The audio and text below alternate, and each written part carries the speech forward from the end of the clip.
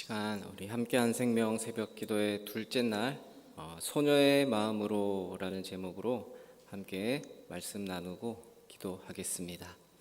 오늘 본문은 열왕기하 5장에 있는 나만 장군의 이야기입니다. 나만 장군은 잘 아시듯이 아람 나라의 군대 장관이었습니다. 이 아람 나라의 국가 권력 2인자라고 하면 서러울 정도의 당시의 군대 장관으로서 권력의 중심에 있는 사람입니다.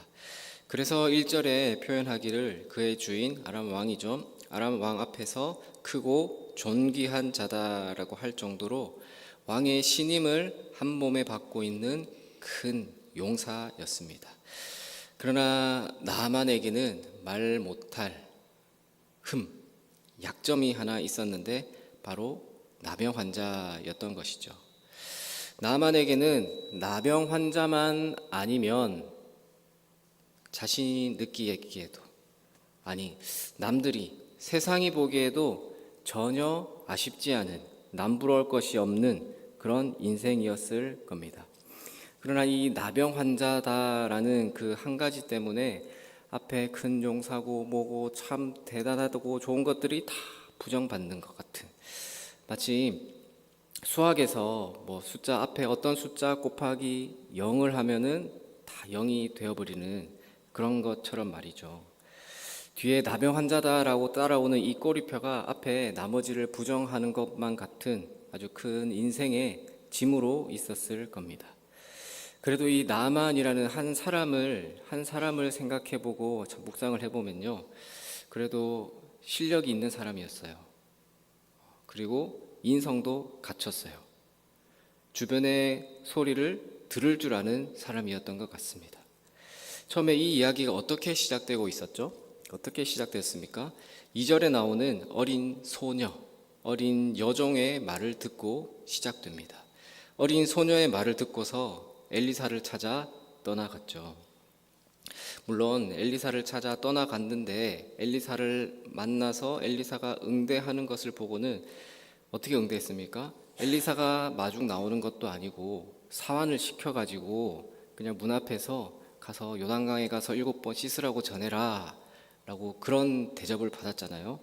그래서 이거 보고는 그래도 한 나라의 군대 장관으로서 이건 아니다, 아람의 왕의 그 서신까지 들고 왔는데 이거는 외교적으로도 아니다 싶었겠죠. 그래서 분노하기도 했어요. 근데 대신에 또 종들이 말렸습니다. 종들이 우리가 그래도 여기까지 와서 더한 것도 하라고 해도 할 판인데 이거 못하겠습니까? 라는 그 종들의 말에도 들을 줄 아는 사람이었던 것 같아요.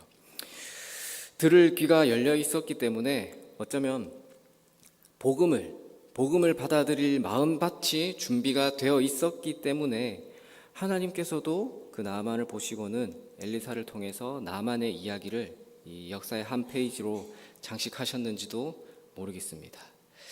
근데 여러분들, 이 나만의 모습을 생각해 보면요, 이 나만의 모습이 오늘날 많은 사람들의 모습인 것 같구나. 세상 많은 사람들의 모습인 것 같습니다. 세상에 많은 사람들이 나만과 같은 삶을 살아갑니다. 세상 모두가 완벽한, 남부러울 것이 없는 그런 삶을 살아가고 싶어 합니다. 그래서 이것도 준비하죠. 이거 갖추고 또 이것도 물건도 사고 이것도 해보고 저것도 해보고 다 갖추려고 합니다. 남들 보기에는 완벽한 것 같아요. 다 있어요. 전혀 아쉬울 것 없어 보입니다. 그러나 속 사정은 어떻습니까? 나병 환자예요. 남들이 알지 못하는, 자기 자신을 채우지 못하고 있는 그 결핍이 다 있다라는 것이죠. 새벽에 잠도 깰 겸 제 간증까지는 아니고 재밌는 이야기를 하나 해드릴게요. 교회 오빠라는 이야기는 아시죠? 교회 오빠라는 말의 의미.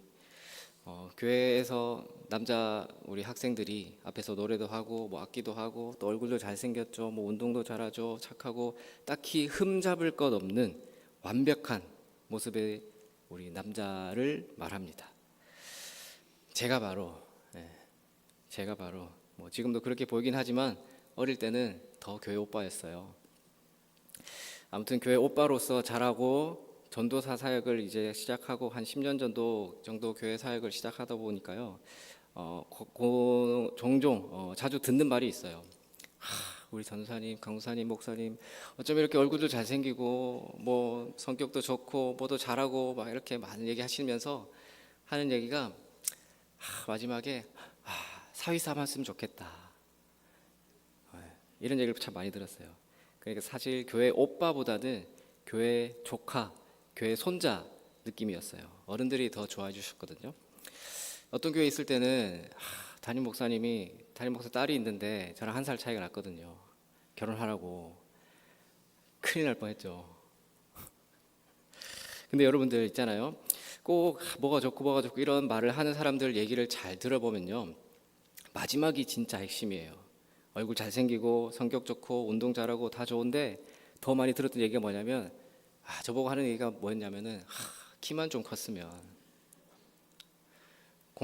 공감이 되세요? 그런 마음이 드셨나 보다. 웃으시는 거 보니까.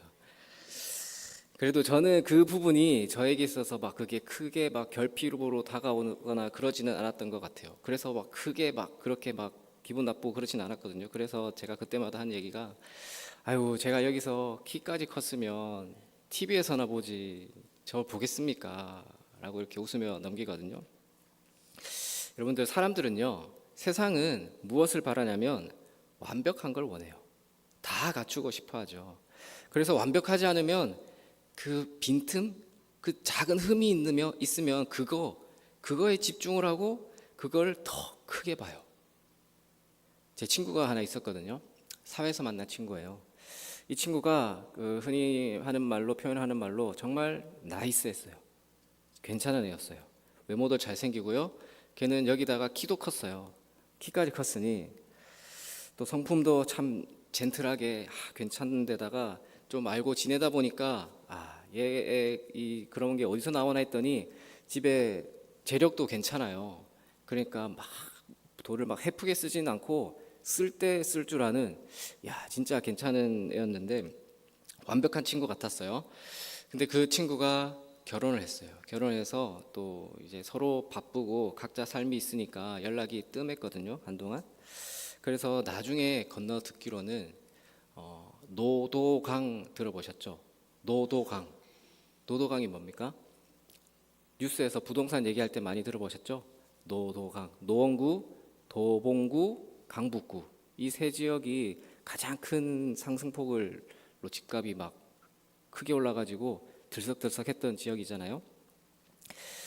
그래서 마침 집값 그 부동산 관련해서 연일 뉴스에 나오던 그 노도강이라는 소식이 그때 나오던 그 시점이었는데 그때 얘가 흔히 말하는 영끌을 해가지고 영끌도 아시죠? 영끌을 해가지고 있는 거 없는 거 싹 다 끌고 뭐하고 대출까지 해가지고 그 동네 한 군데 집을 샀대요. 매매를 했어요. 그러니까 그런 애가 이제 집까지 자가까지 갖추니까 역시 아쉬울 것 없는 정말 이제 다 갖춘 완벽한 것 같았어요. 자, 근데 그 노도강 그 지역이 어떻게 됐는지 다들 아시죠? 집값 다 떨어지고 대출했을 때 금리는 더 오르고 그래서 나중에 건너듣기로 이 친구가 감당을 못 해가지고 자기 와이프 찔러 죽이고 자기는 뛰어내렸대요. 제가 볼 때는 정말 괜찮았거든요. 아쉬울 게 없어 보였어요. 그런 줄로만 알았던 거죠. 근데 본인이 채우고 싶어 했던 결핍이 있었던 거예요. 그 부분까지 나는 다 갖추고 정말 완벽하고 싶었던 거죠. 재력으로요, 물질적으로요. 이렇게 세상에는요, 완벽해 보이고 싶고 다 가지고 싶은 욕망이 있습니다. 나만 그러고 싶은 게 끝나는 게 아니고 남들에게도 그런 걸 요구를 해요. 그래서 누군가 흠이 보인다? 득달같이 달려들고 물어뜯잖아요. TV에 보면은 연예인들 참 잘생겼어요. 이뻐요. 노래도 잘하고 연기도 잘하고 기부까지 하고 인성도 너무 좋아요. 완벽해요. 그런데 혹시나 간혹 뭔가 논란이 생겨요. 흠집 잡힐 일이 생기면 뉴스가 막 끊임없이 쏟아집니다. 댓글들이 막 달려요. 온라인이라서 익명이라서 세상 사람들만 그럴까요? 물론 우리 교회 성도님들 안 그러시겠지만 교회 다니는 사람들도 얘기 들어보면요, 어떤 얘기 하는가 들어보면요, 누구누구 참 이거 참 정말 잘하더라, 너무 좋더라, 이것도 좋고 저것도 좋고 다 좋은데 근데 있잖아, 그 집 남편이 글쎄, 그 집 아들이 글쎄, 그 집 딸이 이번에 있잖아, 그래 그렇더라더라. 뒤에 말이 진짜 하는 말이잖아요. 진짜 하고 싶은 말이잖아요. 이게 인간의 모습이에요. 이게 우리의 모습입니다. 나만과 같은 우리다라는 거죠. 나만과 같은 우리에게, 그런 세상 사람들에게 필요한 것이 있다면 뭐겠습니까? 뭐가 필요하겠습니까? 복음이잖아요. 복음이 필요합니다. 나만에게는 누가 있었습니까? 이 어린 소녀가 있었습니다. 나만은 이 소녀를 통해서 복음을 전해 들었어요. 이 소녀는 또 어떤 소녀였죠? 2절에 보시면 아람 사람이 떼를 지어 나가서 이스라엘 땅에서 어린 소녀 하나를 잡아왔다라고 해요. 자, 전쟁을 하면서 떼를 지어 다니면 뭐 합니까? 우리나라도 겪었잖아요. 뭐 하겠어요? 약탈하고 막 강탈하고 나쁜 짓은 다 하잖아요. 그렇게 잡혀온 소녀였습니다. 그 소녀는 이스라엘에서 나고 자란 믿음이 있는, 신앙이 있는 소녀였습니다. 이 소녀가 나만 장군의 아내에게 수종 들다가 하루는 집안일을 하다가 보니까 나만에게서 나병 환자의 모습을 본 거죠. 아니면 뭐 마주하지를 못하더라도 집안일을 하다가 빨래를 하다가 옷에서 이 나병 환자들이 묻어 있는 그런 건데라는 흔적을 봤겠죠. 그래서 여주인을 통해서 하는 말이, 내가 잡혀왔던 그 내 고향 사마리아에 가면 선지자가 있는데 그 선지자가 우리 주인의 나병 고쳐줄 수 있을 거예요 라는 그런 말을 합니다. 참, 이 소녀의 별것 아닌 것 같은, 그냥 흘러 지나가는 듯한 했던 말이 나비 효과라고 하죠. 나비의 날개짓 그 한 번에 지구 건너편에는 태풍이 생긴다는 것처럼 이 소녀의 말 한마디 때문에 나만 장군에게는요, 그 말이 복음이 되었고요, 믿음을 향한 신앙의 여정이 시작되었던 겁니다. 사랑하는 우리 성도 여러분, 우리 이 소녀도 한번 생각해 보십시오. 고향 땅을 떠나서 홀로 지내면서 또 수종 드는 일을 하고 있습니다. 게다가 성경에 나오지는 않아도 추정컨대 아무 일 없었다 할지라도, 어떤 일을 겪었을지는 모르겠지만 아무 일이 없었다 그렇다고 해도 지금 꽃가마 타고 와가지고 좋은 숙식이 제공되는 그런 상황 같지는 않아요. 그렇지는 않았을 것 같아요.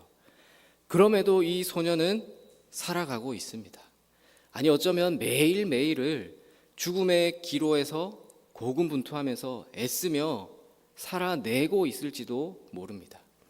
여러분들, 이 소녀에게는 무엇이 이 소녀의 삶을 지탱하고 있을까요?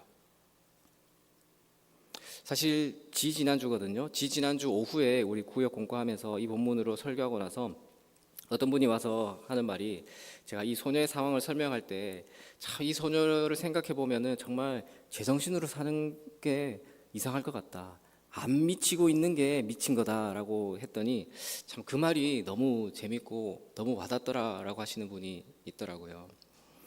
참, 이 소녀가 이런 상황에서도 정말 안 미치고 제정신으로, 맨정신으로 건강한 삶을 살아가고 있을지는 모르지만 이 소녀가 지금 살아있는 이유가 뭘까요?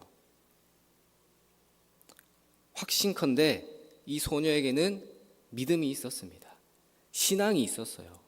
이 어린 소녀는요, 모든 것을 다 잃은 것만 같은, 더 이상은 살 이유가 없는 절망적인 상황 속에서도 믿음을 잃지 않는 삶을 살아가고 있었습니다. 그리고 나 하나 지금 건사하기도 힘든 그 상황 속에서도 믿음이 있었기 때문에, 신앙이 있었기 때문에 나 자신만을 위해서도 살지를 않았어요. 여러분들, 우리 흔히 구제하고 여유가 있을 때 섬기는 그런 일들 많이 하잖아요. 뭐 구제라든지 남을 돕는 것, 그거는요, 내가 여유가 있을 때, 풍족할 때 돕는 건 돕는 게 아니에요. 그냥 자기 만족일 뿐이죠. 복음을 전하는 것, 전도도 마찬가지거든요. 내가 힘든 상황에서도 내가 이렇게 살아가고 있는 이유인 하나님의 은혜를, 내가 받은 그 하나님의 은혜를, 이 상황에서도 나를 지탱하고 있는 그 하나님을 전하는 것이 전도이자 선교예요. 나를 살리신 하나님이 저 나만 장군도 살리시면 좋겠다. 내 삶을 지탱하고 있는 그 믿음을 나를 붙드시는 하나님의 긍휼하심을 전했던 겁니다. 사랑하는 우리 성도 여러분, 우리 주위에도 나만 같은 사람들이 있지는 않습니까? 그들에게 우리가 할 수 있는 것, 바로 복음을 전하는 것. 복음을 전할 수 있는 게 바로 은혜입니다. 우리 찬양도 하잖아요. 내가 하나님의 자녀로 살며 복음을 전할 수 있는 축복이 당연한 것 아니라 은혜였소 라고 고백하잖아요. 우리가 받은 은혜, 그 은혜를 전하려면 내가 먼저 살아내야 해요. 어린 소녀도 나 복음 전해야지, 전도해야지, 그렇게 살지는 않았을 거예요. 내가 받은 은혜를 가지고 살아내다 보니까 내 삶 자체가 전도의 도구가 되었던 겁니다. 또 내가 그 은혜로 살아내다 보니까 복음을 전할 기회가 주어졌던 것이고요. 여러분들, 오늘 우리에게도 함께한 생명이라는 이 기회가 주어졌습니다.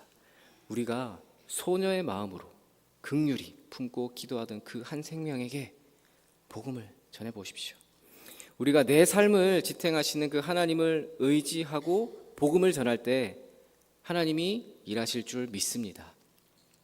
그 하나님의 역사 가운데 귀하게 쓰임받는, 또 하나님의 축복이 되는, 축복의 통로가 되는 그런 하나님의 때에 귀한 열매를 맺는 여러분들이 다 되시기를, 그런 여러분들의 신앙의 걸음걸음이 되시기를 주님의 이름으로 축원합니다. 기도하겠습니다. 우리 시간 함께 기도하겠습니다.